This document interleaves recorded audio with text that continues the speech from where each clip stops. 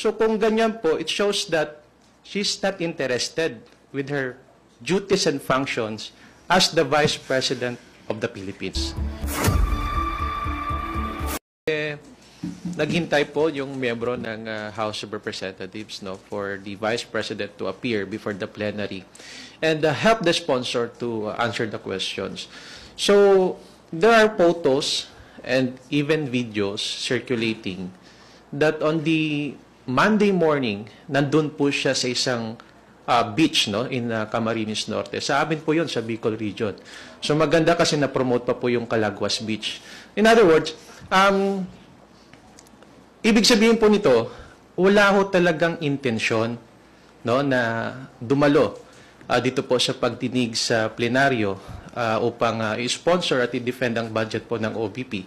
Sapagkat kung meron po siyang intensyon, dapat Sunday man lang nandito na po siya sa Manila. O kaya naman, nakipag-communicate po siya sa office ni Congressman Adjong para magkaroon po ng briefing at i-prepare man lang at mapaghandaan po ng budget sponsor ang mga katanungan ni tatanong po sa OBP. So, pangalawa,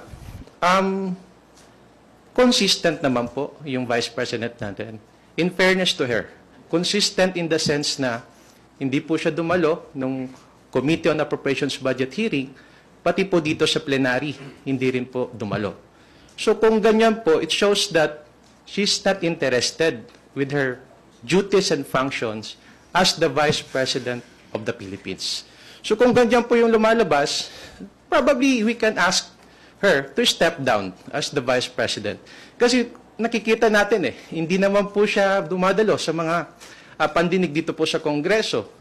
So, ano po ibig sabihin nito? Hindi na po siya interesado at mas pinili niya pa po bumunta sa isang beach resort kaysa dumalo po dito sa pagdinig sa kanya pong budget. So, I guess it's the Filipino people. It's up to them to judge the Vice President. Yun na lang po siguro ang mga reaction ko po dyan. You're asking her to resign.